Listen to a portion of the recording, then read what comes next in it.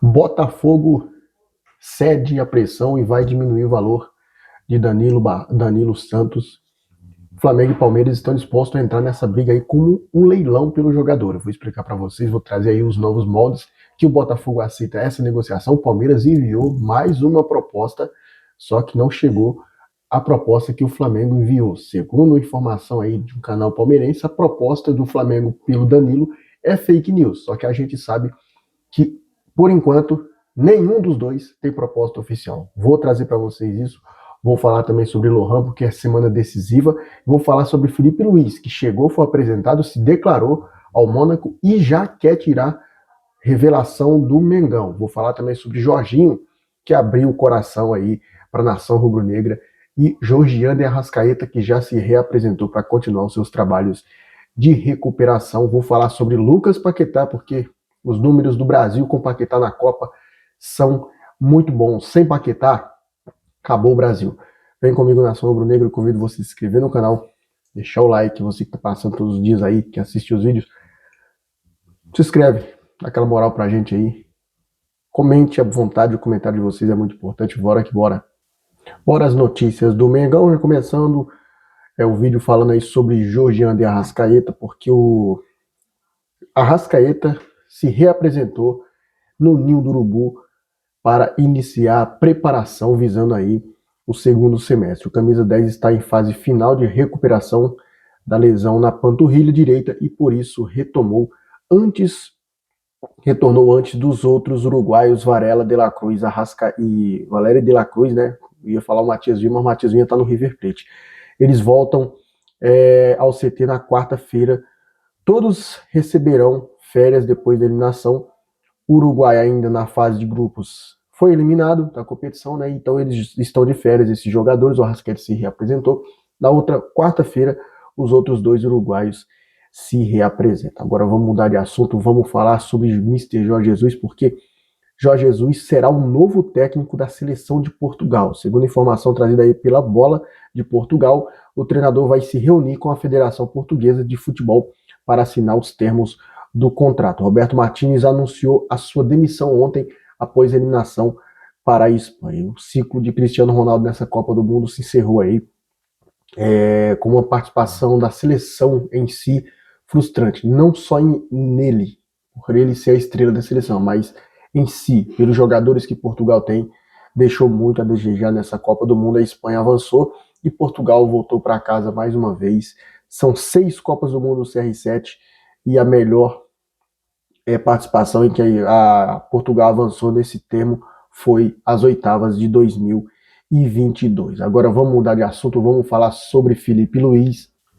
Filipinho foi anunciado ontem como novo técnico do Mônaco, tá? Ele foi apresentado aí, ele projetou o trabalho de realizar um sonho de treinar uma equipe da Europa e as suas primeiras declarações como novo comandante do Mônaco, o técnico Felipe Luiz celebrou aí o início da sua trajetória no futebol europeu. O ex-treinador do Flamengo não escondeu aí o entusiasmo com o novo desafio na carreira e ele falou a seguinte frase: primeiro de tudo, estou muito feliz por estar aqui. É como um sonho que tivesse sido realizado. Estou ansioso para treinar os jogadores, ver o meu time jogando do jeito que eu quero em campo. Vencer os jogadores é isso que estou esperando. Na sequência, o profissional também, né, o nosso Filipinho aí, declarou os bastidores da negociação e os motivos o que levaram a aceitar as propostas da equipe do Principado, enaltecendo aí a postura da diretoria francesa durante as conversas, né? O Felipe Luiz é um treinador aí que ele aqui no Brasil ele era criticado pelas suas coletivas, né? E assim ele falou a seguinte frase: foi uma decisão fácil vir para cá. Acho que o projeto do clube, o apoio que me deram e a forma como o Mônaco realmente me quis fizeram a diferença. Eles foram até minha casa, apresentaram o projeto e também mostraram um grupo de jogadores e a nova equipe que estamos construindo.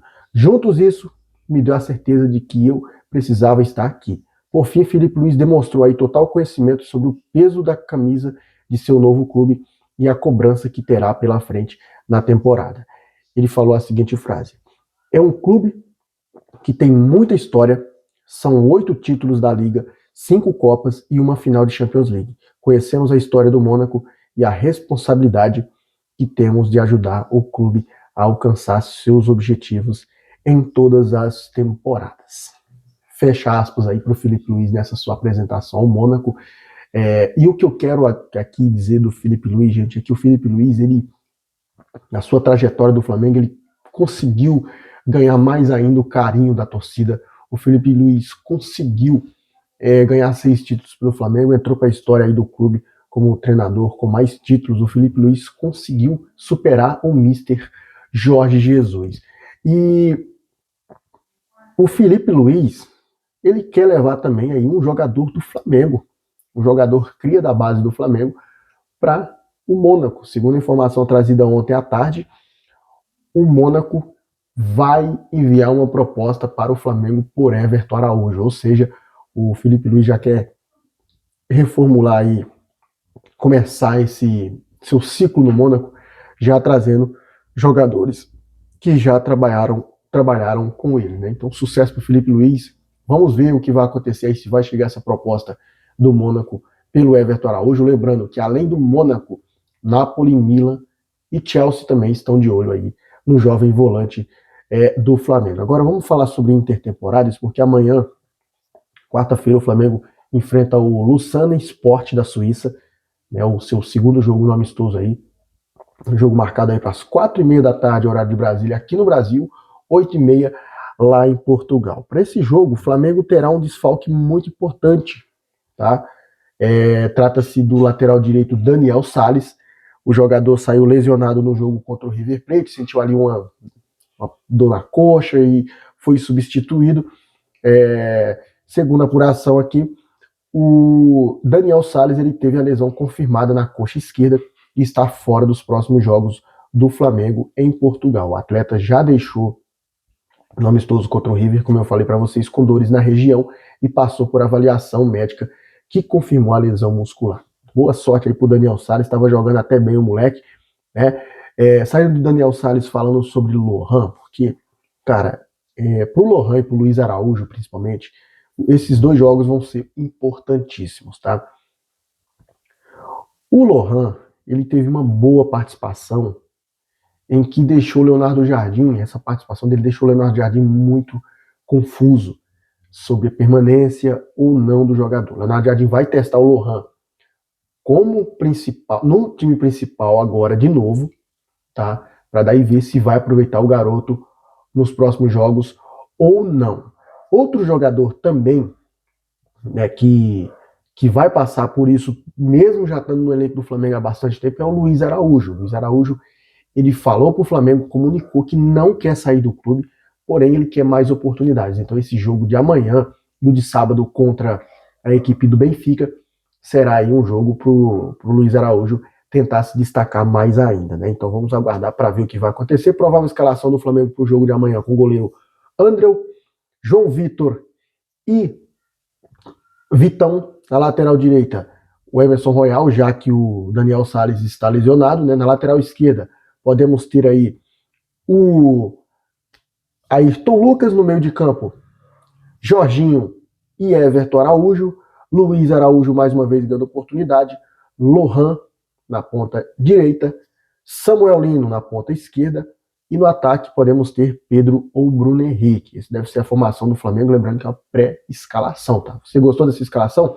Deixa aí embaixo nos comentários. Agora vamos falar sobre Danilo, gente, porque essa informação pegou todos de surpresa, tá? Pegou todos de surpresa mesmo. O GE. Globo trouxe a informação de que o Botafogo aceita reduzir a pedida por Danilo após a Copa do Mundo. E segundo a informação que foi trazida aqui, é que a disputa entre Flamengo e Palmeiras vai ficar acirrada pelo atleta. O Botafogo diminuiu a possibilidade de flexibilizar os valores pela transferência do meio-campista. Anteriormente, o valor fixado era 40 milhões de euros, o preço de saída do atleta, tá? Deve ser reduzido após o término da Copa do Mundo, fator que tende aí a destravar o avanço das negociações do mercado com o jogador. embora o plano inicial do jogador seja priorizar uma transferência para a Europa, agora a permanência no Brasil ganhou força nos bastidores.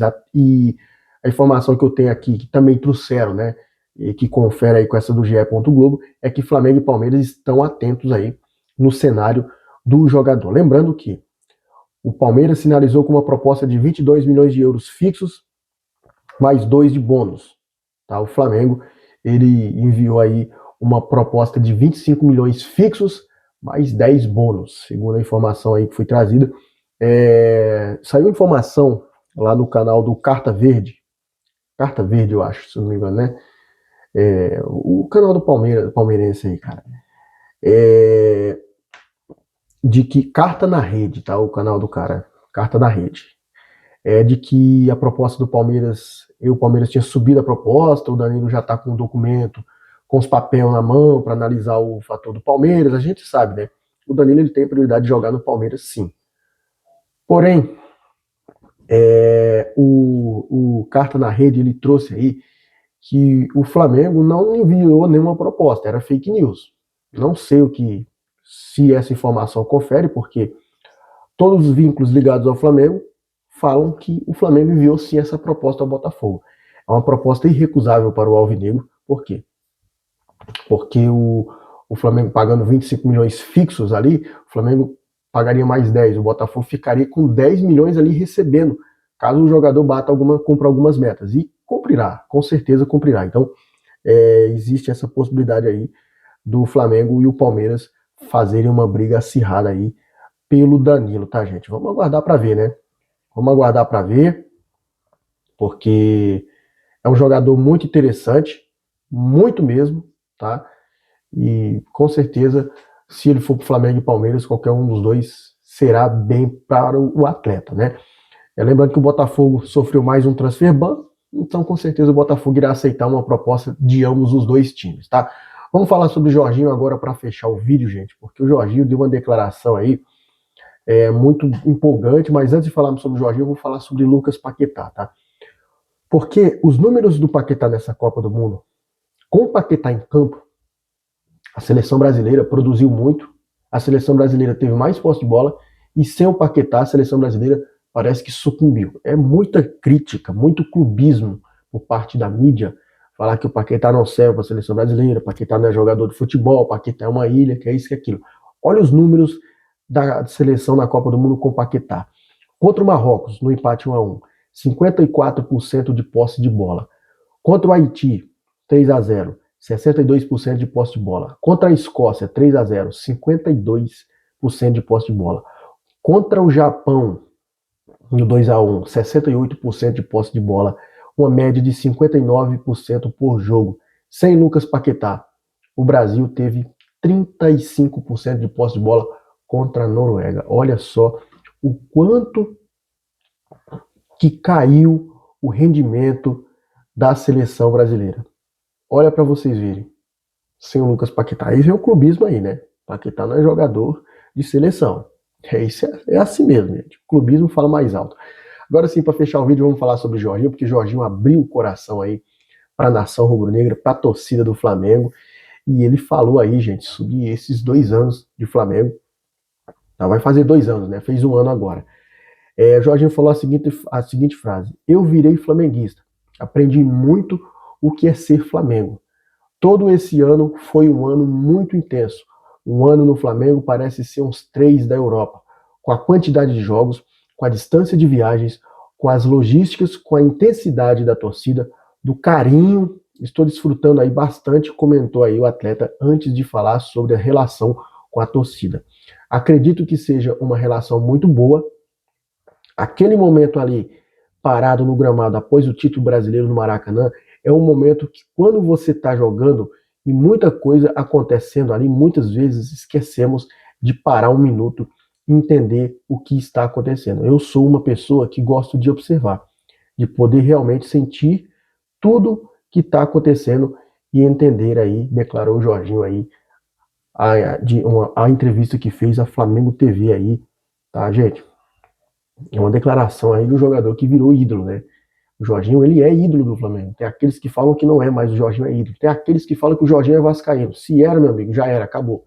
Agora o Jorginho é flamenguista, porque o coração dele falou por si, tá? Bem, dito isso, eu vou ficando por aqui. Se você gostou desse vídeo, se inscreva, deixa o seu like, acione o sininho das notificações. Não se esqueça de conferir nossos produtos aí no YouTube Shop, valeu? Tamo junto, é nóis.